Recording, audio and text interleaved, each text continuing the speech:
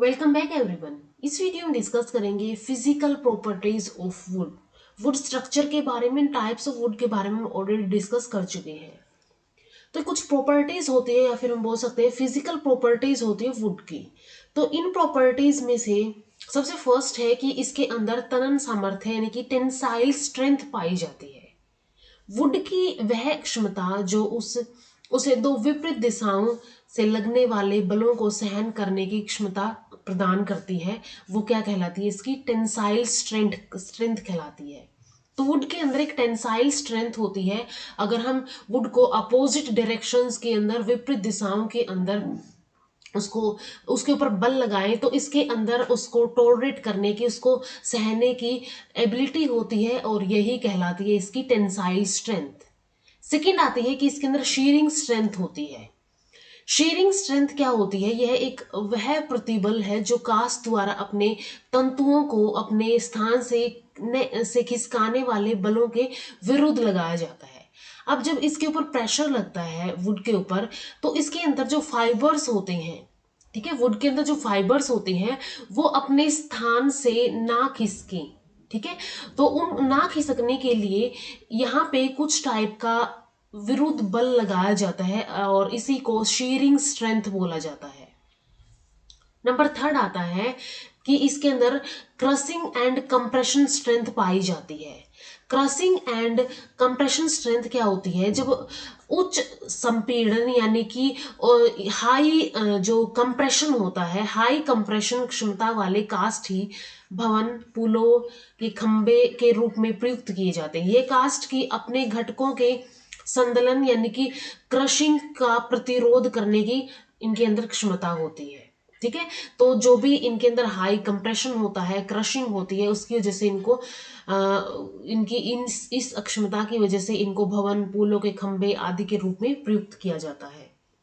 Next आती है इसकी बेंडिंग स्ट्रेंथ। बेंडिंग स्ट्रेंथ की अगर हम बात करें कि ये वह क्षमता है जो उसे विभिन्न बलों के लगने पर उसे टूटने से रोकती है, ठीक है।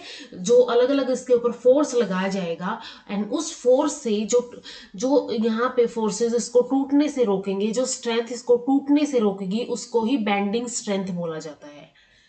बेंडिंग स्ट्रेंथ जो है, इसके अलावा जो टेंसाइल स्ट्रेंथ है और शीयरिंग एंड जो कंप्रेशन है, तीनों प्रकार के सामर्थ्य के सम्मिलित प्रभाव के कारण उत्पन्न होता है, ठीक है।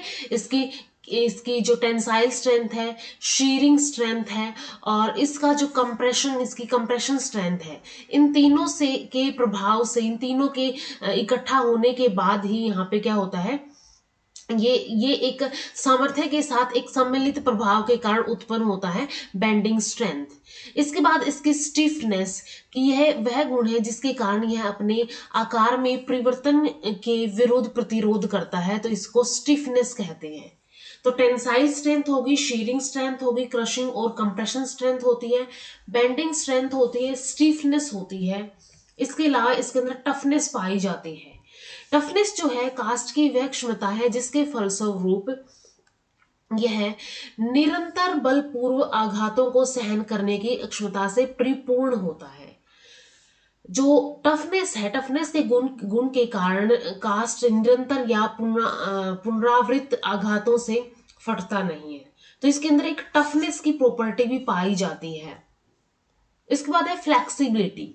फ्लेक्सिबिलिटी कास्ट का वह गुण है जिसके कारण कास्ट प्रतिबल की उपस्थिति में अस्थायी रूप से विकृत हो जाता है तथा प्रतिबल हटने के पर पुनः अपनी सामान्य अवस्था में आ जाता है। तो इसके अंदर लचीलापन पाया जाता है। इसके ऊपर अगर प्रेशर लगा दिया, फोर्स लगा दिया है, तो ये एक अलग आकृति ले लेगा, फिर विकृत हो जाएगा और उस प्रतिबल के हटने के बाद ये पुनः अपनी सामान्य अवस्था के अंदर आ जाएगा। तो कास्ट के अंदर ये फ्लेक्सिबिलिटी की प्रॉपर्टी पाई जाती है। क्लीविबिलिटी की पाई जाती है कि यह कास्ट का वह गुण है जिसके अंदर विपाटन यानी कि स्प्लिटिंग की सरलता को दर्शाता है, कि ये अच्छे से स्प्लिट हो जाती है।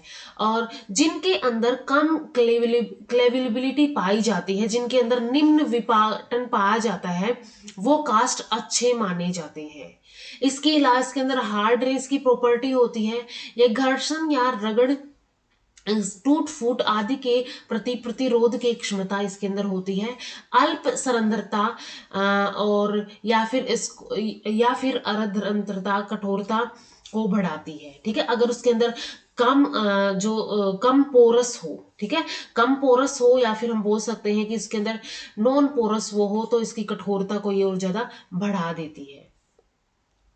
इसके बाद इसके अंदर ड्यूरेबिलिटी, टिकाऊपन पाया जाता है। दीमक, कीट, जीवाणु, बैक्टीरिया, कास्ट पुअन कवक, वुड रोटिंग फंजाई आदि के आक्रमण को रोकने की कास्ट की स्व क्षमता अपने टिकाऊपन को सूचित करती है, क्योंकि इसके अंदर कुछ टाइप के ऐसे मेटाबोलाइट्स पाए जाते हैं जो कि इनको ये जो अलग अलग टाइप के बैक्टीरिया है या फिर कुछ दीमक है, कीट है, फंजाई है, उनको लगने से रोकते हैं। तो ये भी एक प्रॉपर्टी होती है वुड की। तो ये कुछ अलग अलग प्रॉपर्टीज है वुड की, या फिर हम बोल सकते हैं इसकी फिजिकल प्रॉपर्टीज है। तो ये अलग अलग टाइप की टर्मिनोलॉजी है यहाँ पे, कि इसके अंदर toughness, flexibility, cleavability, hardness, durability, tensile strength, compression, ये सब चीजें कास्ट के अंदर पाई जाती है, जो इसको एक तरह से हम बोल सकते हैं कि इसको अच्छा बनाती है।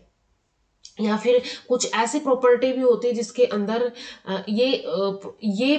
कुछ ऐसी कास्ट भी होती है जिनके अंदर ये टाइप की प्रॉपर्टी पाई जाने पर उनको हम बोल सकते हैं कि वो अच्छी टाइप की एक वुड है। तो यहाँ तक हमने फिजिकल प्रॉपर्टीज के बारे में डिस्कस कर लिया है। नेक्स्ट वीडियो में हम डिस्कस करेंगे अलग अलग टाइप के कैम्बियम के बारे में। ठीक है, पैरिडम जिसको बोलते हैं, जिसके अंदर कोर कैम्बियम, कोर, या फिर सिंपली हम बोल सकते हैं कि इसके अंदर फैलोजन, फैलोडम और फैलम पाए जाते हैं। तो ये सब हम डिस्कस करेंगे अपकमिंग वीडियोस के अंदर। इस वीडियो में इतना ही। वीडियो अगर हेल्पफुल लगी हो तो लाइक कीजिए, शेयर कीजिए अपने फ्रेंड्स के साथ, इन चैनल को सब्सक्राइब कर लीजिए। Thank you so much.